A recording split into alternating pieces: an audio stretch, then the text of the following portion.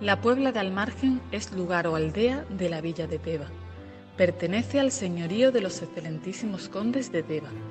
Su número de vecinos asciende a 82. Corría el año 1788 cuando la pluma del joven cura del pueblo, don Juan José de Candelera, escribía con esmerada letra esas palabras. Sobre la mesa de su despacho, la carta que el geógrafo real Tomás López había enviado a todos los párrocos del reino.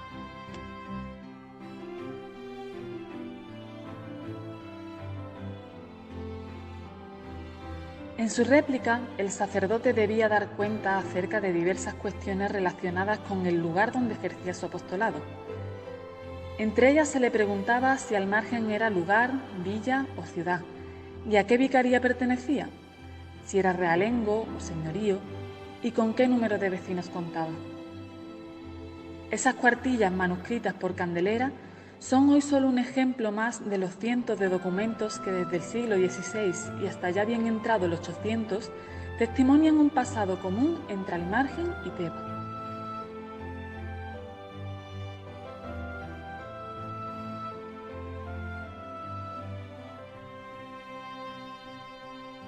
Pero los antecedentes de ese vínculo hay que buscarlos varios siglos atrás, así que retrocedamos nuevamente en el tiempo.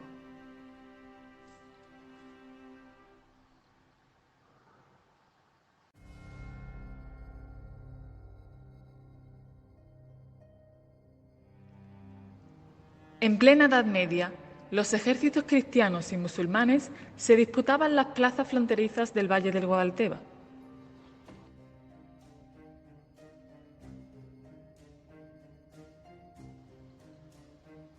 Los castillos de la zona caían una y otra vez en manos castellanas y granadinas.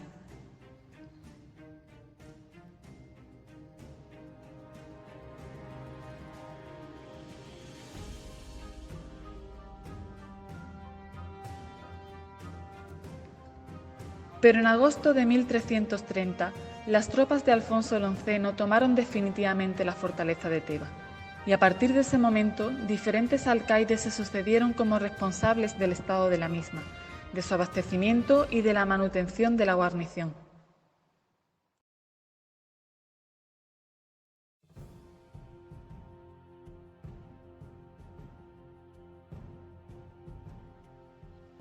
La temprana pacificación de Teba supuso un cambio importante en la organización del territorio y en el poblamiento de toda esta zona.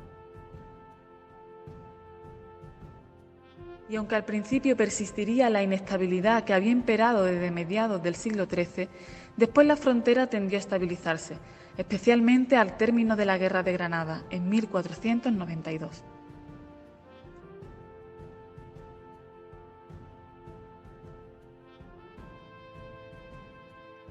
El núcleo poblacional de Almargen, como tal, no había existido en época musulmana, lo cual llama poderosamente nuestra atención, pues su nombre es de origen árabe.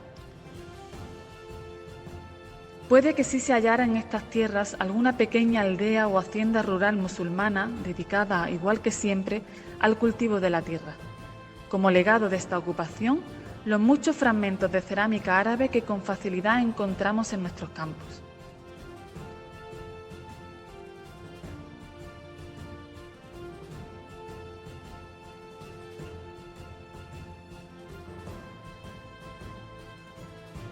Con la pacificación de las zonas fronterizas, el territorio quedaba prácticamente despoblado, lo cual suponía un riesgo importante.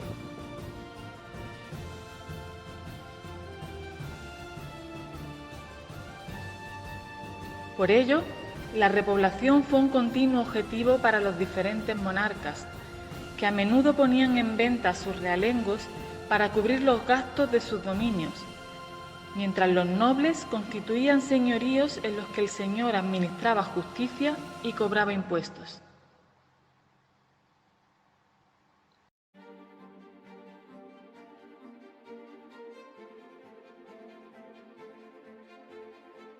Durante las guerras de frontera, los nobles cristianos apoyaron la batalla contra aquel que llamaban el infiel, lo cual les permitió a cambio hacerse con grandes extensiones de territorio y engrandecer así su linaje.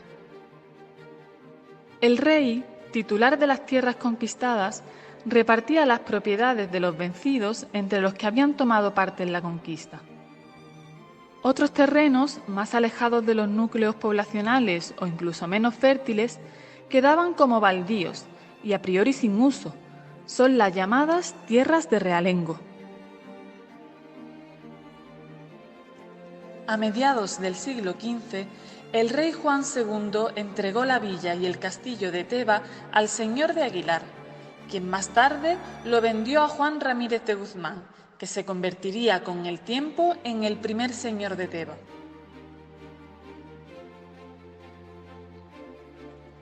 Ramírez de Guzmán había servido activamente a los reyes católicos en la Guerra de Granada, lo que le reportó mercedes y privilegios que ampliaron su estatus social y el patrimonio de su familia.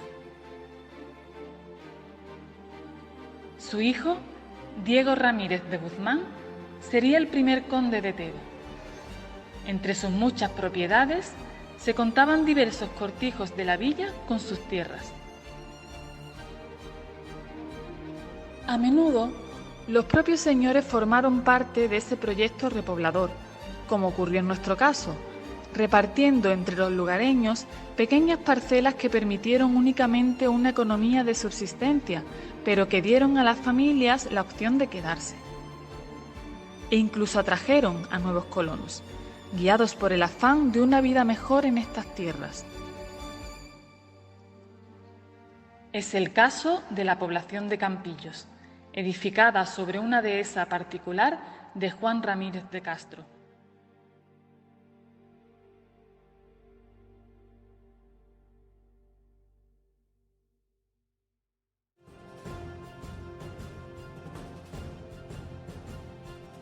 Tras el reparto de las tierras después de las batallas, la actual provincia de Málaga fue una zona dominada por la fórmula del realengo, pero también se vio afectada por el régimen señorial.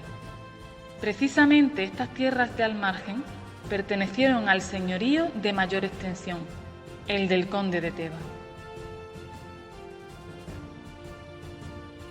El condado llegó a dominar un amplísimo territorio que comprendió los términos de Teba, Ardales, Campillos, Cañete, Peñarrubia y Almargen, más de 63.000 hectáreas.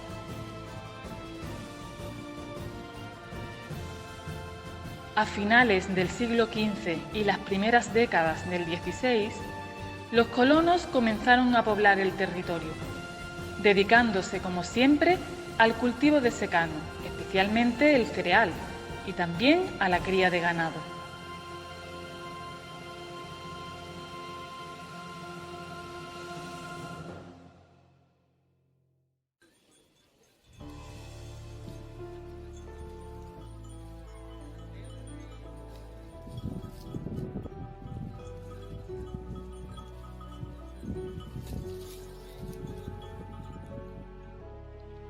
A una situación ya de por sí compleja, consecuencia de enfermedades, carencias domésticas y trabajo de sol a sol, se añadió una nueva adversidad: el arduo conflicto que dio comienzo legal en 1540 y que se prolongó por más de 30 años, enfrentando a los lugareños de toda la zona con su señor.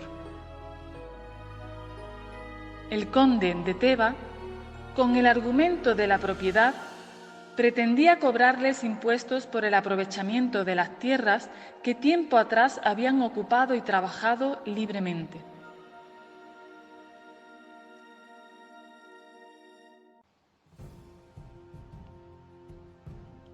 La lucha estaba servida.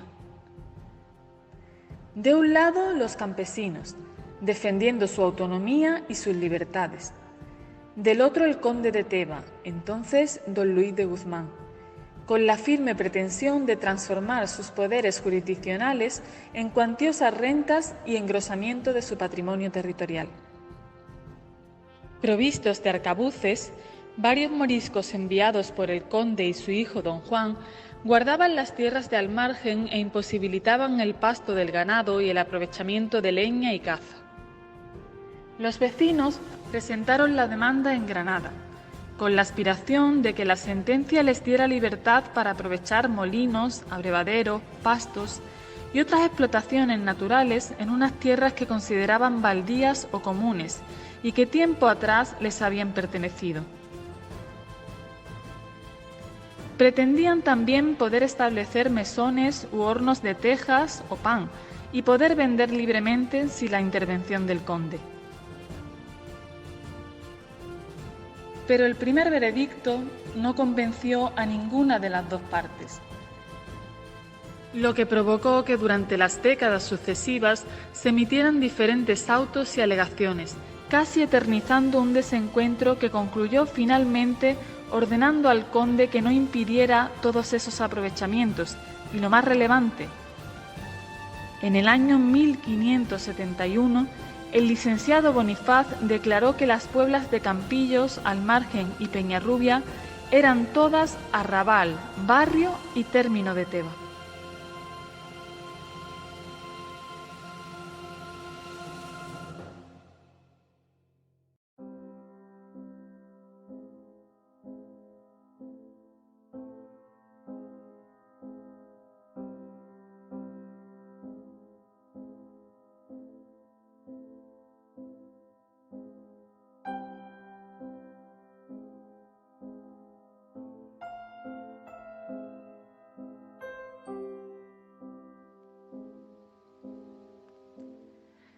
Y así debía nacer formalmente la Puebla de Almargen, aunque cierto es que antes de las disputas entre el condado y los habitantes de toda la zona, estos suelos ya eran municipalidad de la villa de Teba. Nuestra pequeña aldea se alzaba en un momento generalizado de conflicto y, como relatamos, integrada a una villa que daba nombre al condado y a la que permaneció unida, como veremos más adelante, hasta ya entrado el siglo XIX.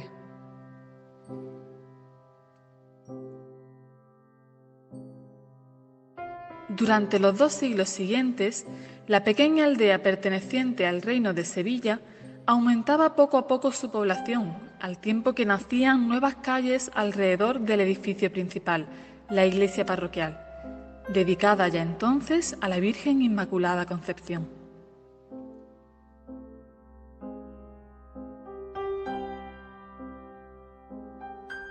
En su interior se veneraba con devoción al conocido en la época como Cristo del Almargen, que no era otro que el Santísimo Cristo de la Veracruz, al que acudían a ofrecer sus votos gente de todos los pueblos de alrededor, especialmente ante las enfermedades. Las más comunes, las fiebres huertanas y las tercianas. Es verse acometidos de la calentura y la primera diligencia es, aunque sea con el mayor trabajo, acudir a la capilla donde está su médico soberano, y creen y se experimenta que esta fe tan pura los hace salvos y los libra del accidente que los detiene y aflige.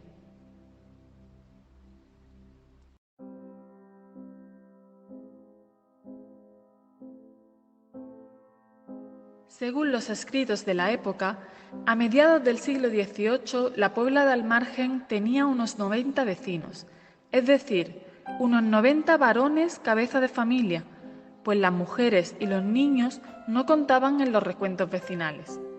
90 familias.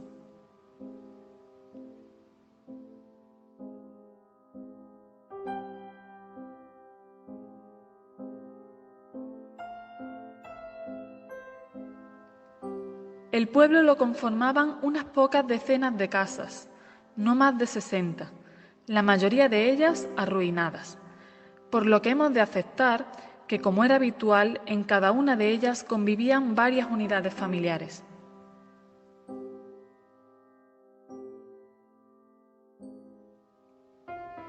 La principal ocupación era, cómo no, la agricultura de secano, y también las 7 u 8 huertas situadas en Majorrego y el Almirón, donde se cuidaban diversos árboles frutales y abundantísimas higueras, cuyos higos y brevas se reconocían por su exquisito sabor.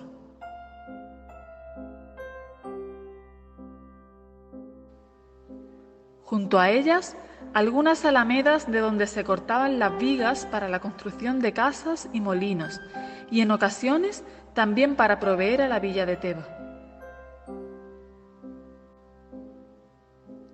La tierra era fértil, los hortelanos criaban frutos de inconfundible sabor, sobresaliendo también las cebollas.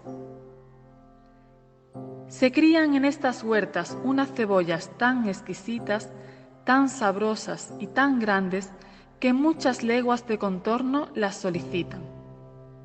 Otros frutos singulares del terreno eran el trigo, la cebada, las habas, maíz, garbanzos, lino, yeros y algunas semillas para el pasto y cebo del ganado vacuno.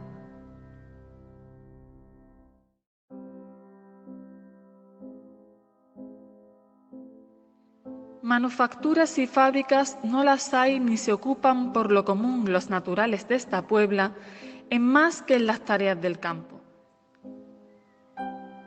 Las mujeres son muy diligentes y muy ocupadas en las tareas domésticas. No deja de haber alguna de tanto valor y esfuerzo que no se desdeñan de salir al campo y como el hombre más oficioso traen sus cargas de leña. Regularmente, lo que sobra del tiempo que gastan en disponer las cosas pertenecientes a su casa y su familia, lo emplean en los manufactos de lino y lana para las necesidades de sus domésticos.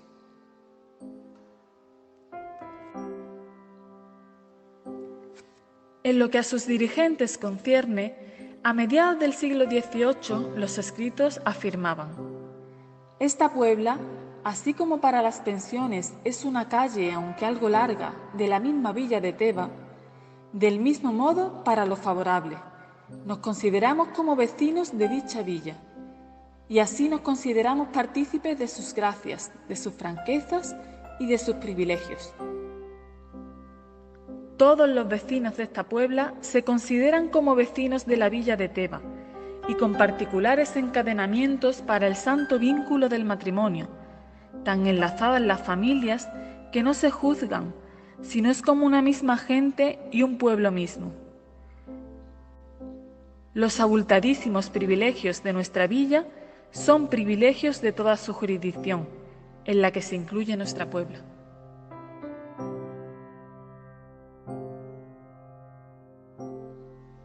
De estas palabras escritas en agosto del año 1788, podría deducirse una total armonía entre la villa y su puebla, pero lo cierto es que en las décadas siguientes se forjaría entre los pobladores un ánimo de escisón que culminó con la formación del primer ayuntamiento propio 33 años más tarde.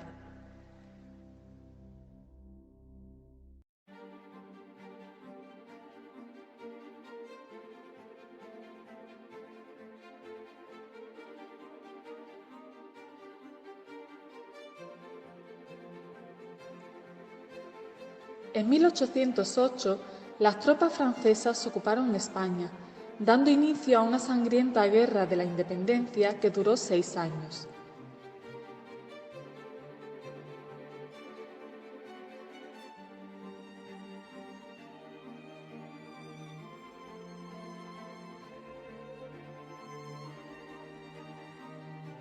El pintor Francisco de Goya representó como nadie alguna de esas escenas. En esta, el pueblo se levanta espontáneamente el 2 de mayo de 1808 contra la caballería del mariscal francés Murat, integrada también por mamelucos, que eran mercenarios egipcios al servicio del ejército francés. Los fusilamientos del 3 de mayo son los hechos que Goya retrata con el mayor dramatismo posible. La obra está dividida en 2 secciones. En la parte izquierda, la luz se hace manifiesta. En la derecha dominan la penumbra y las sombras. Sin duda, Goya envía un mensaje con ello. La luz acompaña al pueblo en su resistencia genuina, mientras que el gobierno francés actúa en la oscuridad. Hacia 1810, al margen quedó destrozado, por tantas veces como pasaron por él los franceses para Ronda, pues han pasado más de 40 veces. El 21 de marzo de 1810 entraron las tropas francesas en la vecina localidad de Cañete la Real e hicieron un saqueo horroroso, impusieron contribuciones, extrajeron los artículos de más necesidad. El general de la división residía en Almargen y allí hubo de llevar el importe de las exacciones. En plena contienda bélica, las élites opuestas al invasor se encontraban discutiendo las bases del primer texto constitucional, que sería aprobado en 1812 al constituirse las Cortes de Cádiz.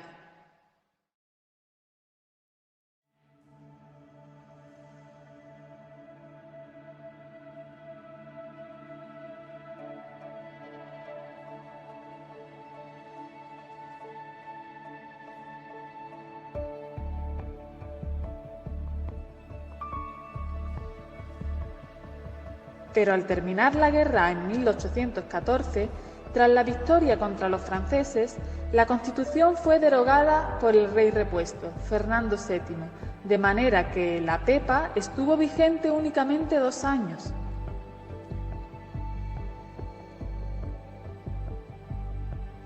Aunque sus efectos no quedarían ahí, pues en los años siguientes varias sublevaciones militares intentaron a toda costa volver a imponerla y derrocar al rey, si no de su trono, al menos de su gobierno absolutista. En 1820, uno de esos levantamientos, el de Rafael de Riego en la sevillana localidad de Las Cabezas de San Juan, consiguió la jura del texto gaditano por parte del monarca y la restauración de la Constitución de 1812, que se aplicaría así durante el periodo histórico conocido como Trienio Liberal, 1820-1823.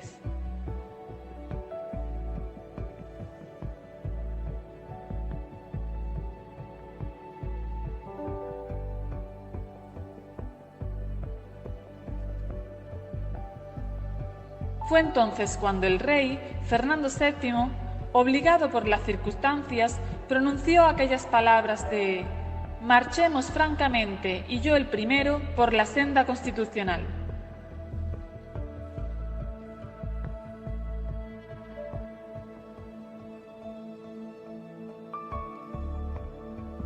El artículo 310 de ese texto cambiaría por primera vez la historia de nuestra aldea. Se pondrá ayuntamiento en los pueblos que no le tenga y en que convenga le haya, no pudiendo dejar de haberle en los que por sí o con su comarca lleguen a 1000 almas, y también se le señalará término correspondiente. Pero este artículo se desarrolló más extensamente en el decreto de 23 de mayo de 1812 sobre la formación de los ayuntamientos constitucionales.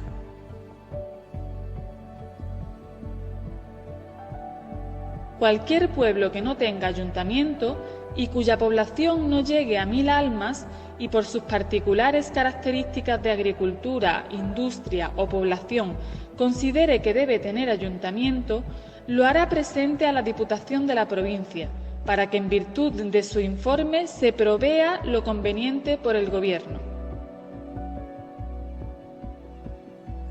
Demográficamente no era este el caso de Almargen, que por entonces contaba únicamente con 180 vecinos, es decir, 180 varones cabeza de familia, cifra aún lejana a los 1000 habitantes.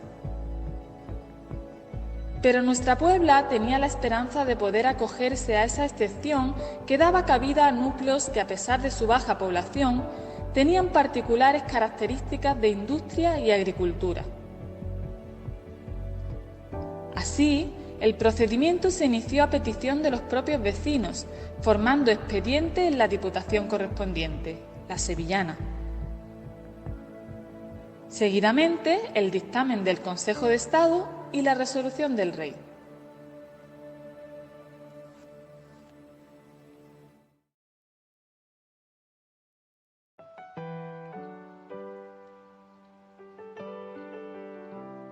Pero vayamos desgranando paso a paso este proceso tan relevante de nuestra historia.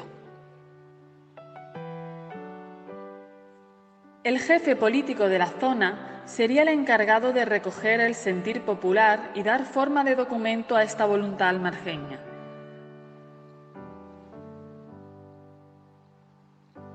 Para ello, recabó también un informe del alcalde de la vecina localidad del Saucejo, que ratificó nuestras razones. Experimentará aumento en vecindario y en riqueza por ser gente laboriosa y aplicada.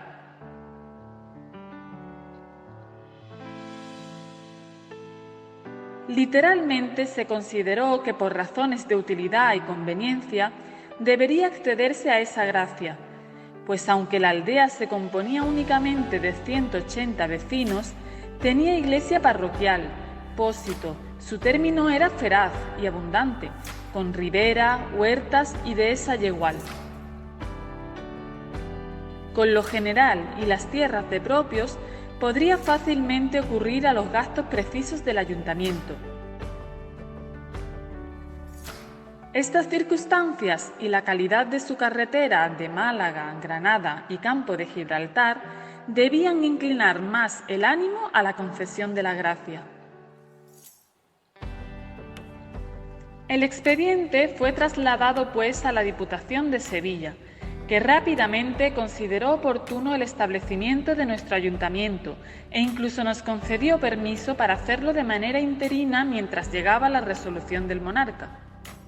A continuación, desde Sevilla los documentos pasaron al Consejo de Estado en diciembre de ese mismo año, desde donde se transmitieron para su consulta a la Comisión de Gobernación de ese mismo órgano.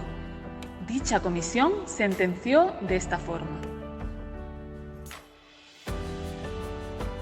La comisión se ha enterado de este expediente promovido por los vecinos de la Puebla de Almargen, en la provincia de Sevilla, y dice que aunque este pueblo no llega al número de 1000 almas que señala el artículo 310 de la Constitución para que no deje de haber ayuntamientos en los de esta clase, se previene, sin embargo, que se establezcan en los pueblos donde convenga que les haya. Y en el decreto de las Cortes de 23 de mayo de 1812 se manda que para la mayor prosperidad de la nación se establezcan en aquellos cuyo vecindario, aunque no tenga las 1000 almas, se considere que deben tener ayuntamiento por sus particulares circunstancias de agricultura, industria o población. Y con arreglo a estas resoluciones, entiende la Comisión que las circunstancias de industria y población se encuentran en el expresado lugar de la Puebla de Almargen, pues que se compone de 180 vecinos, número suficiente para el establecimiento de ayuntamiento constitucional en él, y sus habitantes tienen un término feraz con tierras de propios, que pueden llenar los gastos del ayuntamiento, esperándose que así experimentará aumento y riqueza en su vecindario, por cuyas razones la Diputación Provincial le ha permitido interinamente la erección de ayuntamiento constitucional. Y por lo tanto opina la Comisión que debe establecerse en el citado pueblo de Almargen con arreglo al citado decreto de 23 de mayo de 1812. El Consejo resolverá, sin embargo, lo que tuviere por más oportuno. Palacio, 16 de enero de 1821.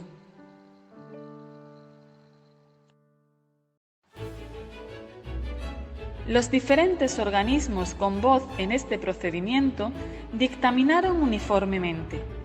El Consejo de Estado falló en positivo el 17 de marzo de 1821 e idéntica fue la última resolución, la del Rey, que comunicó a través de Valdemoros, secretario del Despacho de Gobernación de la Península, al Consejo de Estado.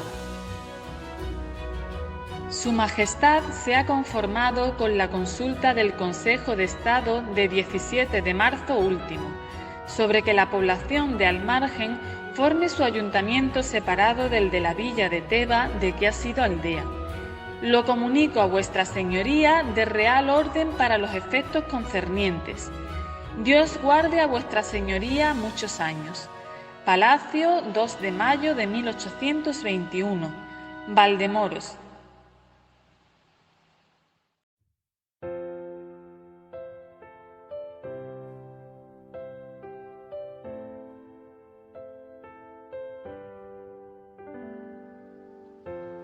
Y así fue como nuestros antepasados obtuvieron permiso ya oficial para constituir el primer ayuntamiento propio, motivo por el que el presente año 2021 estamos conmemorando su bicentenario y la segregación de la villa a la que Almargen pertenecía desde hacía siglos.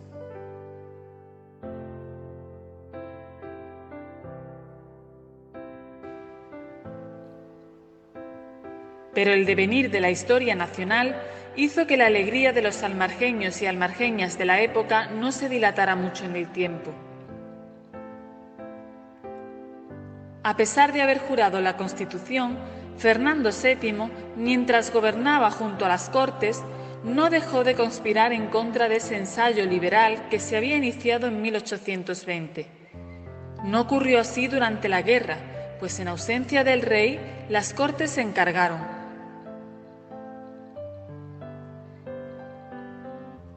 En cambio, ahora, el monarca ejercía también las funciones que la propia Constitución le asignaba, influyendo y actuando desde dentro contra el propio sistema liberal en su intento de volver al régimen absolutista, como así ocurriría en poco tiempo.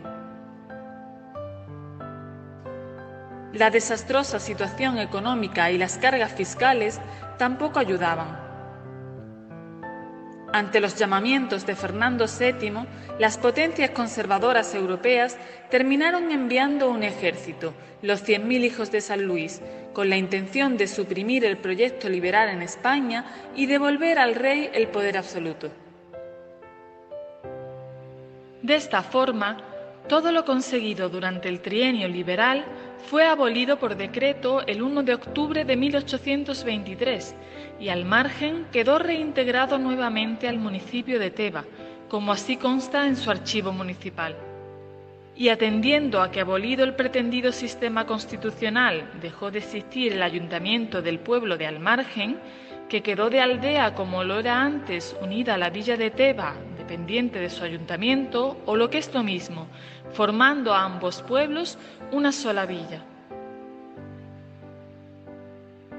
Justamente en ese momento, entre 1826 y 1829, el escritor Sebastián Miñano publicó su obra más importante, el Diccionario Geográfico Estadístico de España y Portugal.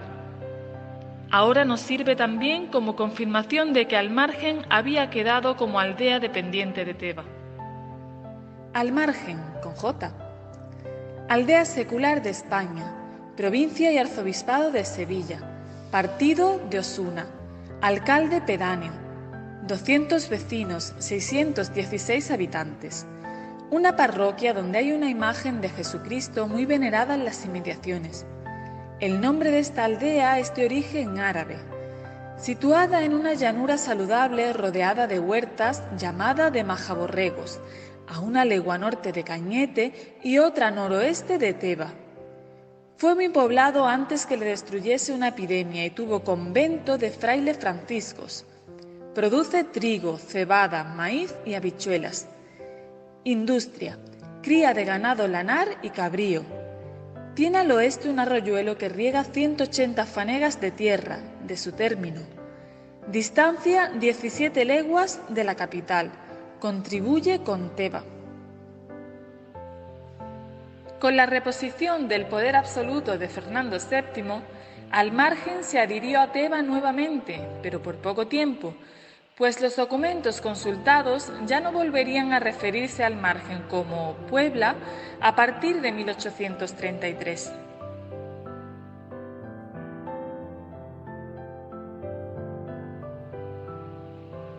Muerto ya el monarca y siendo regente María Cristina, ese año se acometió una nueva división provincial que se ha mantenido casi intacta hasta nuestros días y que nos incluyó por primera vez en la provincia malagueña. Unos meses más tarde, quedaron determinados los 113 municipios de la provincia de Málaga y la nuestra era ya una de las 10 localidades conformantes del partido judicial de Campillos.